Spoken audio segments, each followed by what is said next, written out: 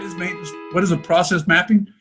Process mapping is a technique of using flow charts to illustrate the flow of a process, proceeding from the most macro perspective to the level of detail required to identify opportunities for improvement. So you see this one I created. It's a proactive maintenance process map. Start out with preventive maintenance, inspection, and lubrication. Then we have our results from preventive maintenance, maintenance planning, maintenance scheduling. And that maintenance scheduling, we have a scheduling meeting. And then the maintenance schedule is then published for the following week. Maintenance supervisor shares following week's schedule with the team. And then maintenance schedule is published for the following week.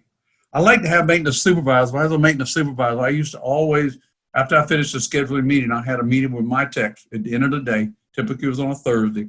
And I went over with the schedule for next week. I want them to think about what they're going to do next week, Monday through Friday or Monday through Sunday. And then the schedule's published. Then the work's executed to specification. We close out the work order. Reliability engineering or someone that reviews the failure data. In other words, is our proactive maintenance process working? If I got corrections I need to make, and then we can do that. And some of these RE actions, reliability engineering actions, could be FMEA, PM evaluation, and so on. Process mapping focuses on the work rather than job titles or hierarchy. The purpose of process mapping is for organizations to improve efficiency.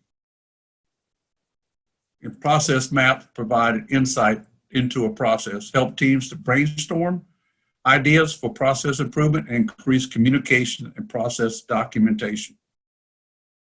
And then process mapping definitely helps with looking at bottlenecks or repetition or delays.